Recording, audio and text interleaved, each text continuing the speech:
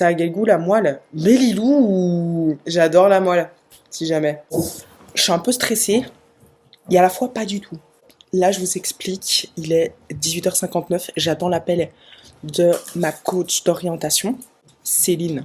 On te fait des bisous, mais j'ai mis un chewing-gum, du parfum, du déodorant. La go, elle va pas me renifler à travers l'écran en fait, donc... Mes cheveux, hein. Les cheveux, hein, vraiment, je suis en train de les rattraper. En fait, je fais quoi? Une revue sur mes cheveux ou une revue sur mon coach sportif, là? Lapsus révélateur. Bah, j'attends toujours, quoi. J'ai horreur des gens en retard. Putain, j'ai eu un mail me confirmant que j'avais bien eu un streptocoque pendant l'angine. L'infirmière, elle me dit, je me doute que tu vas mieux maintenant, mais ma belle, tu sais par quoi je suis passée? Je crie, j'allais mourir, hein. Putain, on dirait un tank. C'est même pas le pull, hein, c'est moi. Bon, Céline, on se touche la nouille ou...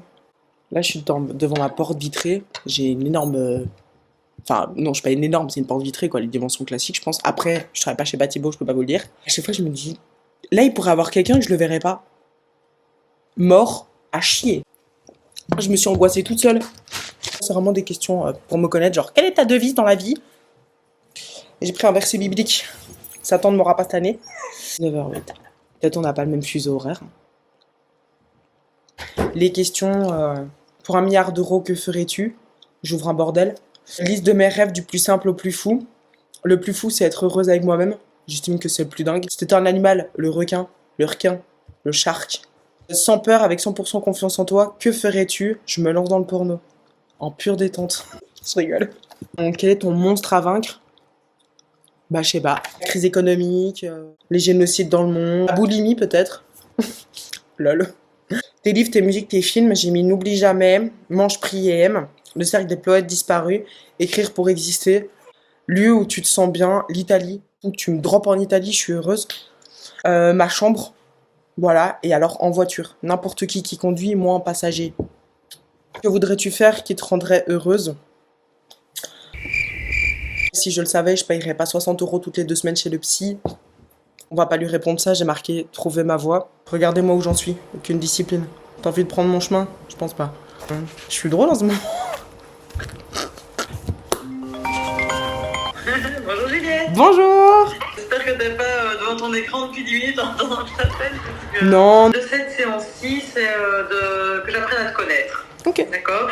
J'ai toujours mis des tas de choses en place pour m'organiser, pour ne rien oublier, pour rester calme quand des gens m'énervent, quand des gens... En fait, il n'y a pas de bonne ou de mauvaise réponse. C'est vraiment... Il y a plusieurs raisons pour lesquelles on procrastine. Ok. Et c'est parfois intéressant d'en trouver la raison, d'en comprendre la raison. C'est une petite réflexion derrière où tu vas te dire qu'est-ce que j'ai à faire déjà? Ok. Pourquoi est-ce que je reporte? Ou alors ça peut être toi qui es trop perfectionniste et donc l'environnement n'est pas assez bien rangé, n'est pas assez comme ceci, comme cela, enfin voilà. Tu vas faire ce truc parce que ce ne sera pas fait à la hauteur de tes attentes. Ouais. Si tu te rends compte que c'est pour cette raison-là, alors tu continues de réfléchir et de mentaliser ça et tu te dis mais comment est-ce que je pourrais faire pour... Parce que est-ce que alors la tâche est trop haute, trop sévère par rapport à moi? Il y a l'île de la paresse, hein, c'est ça que tu disais tout à l'heure. Et plutôt un manque de motivation, un état dépressif. Ouais. Qui te rend paresseuse.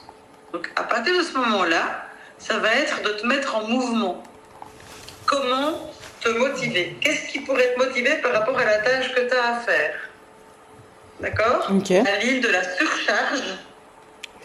Ouais. En fait, couper la tâche en petits morceaux. Ok. Ouais. Mais il faut être sûr qu'il n'y ait pas autre chose de caché derrière. C'est ça. C'est ça. Et comme tu te connais bien et que tu aimes bien être face à toi-même et tout ça, et que tu es dans cette réflexion-là, c'est pour ça que j'ai pensé à te transmettre ça, parce que je me dis, ça te convient bien, déjà, stop, on se pose, on se met pas tout de suite en mouvement, on réfléchit d'abord. Ouais. Et ça peut... Donc la prochaine fois que tu procrastines, tu prends ton carnet. Mais en plus, je l'ai partout, vraiment, on dirait une psychopathe, je l'emmène partout le carnet. Ben voilà, c'est encore un petit peu une petite tristesse là. qui peut te convenir dans ces moments-là. Bah oui, c'est super intéressant. Jésus lui dit, si tu peux, tout est possible à celui qui croit. Normalement, ça fait une référence à celui qui croit au Seigneur, tout est possible, etc.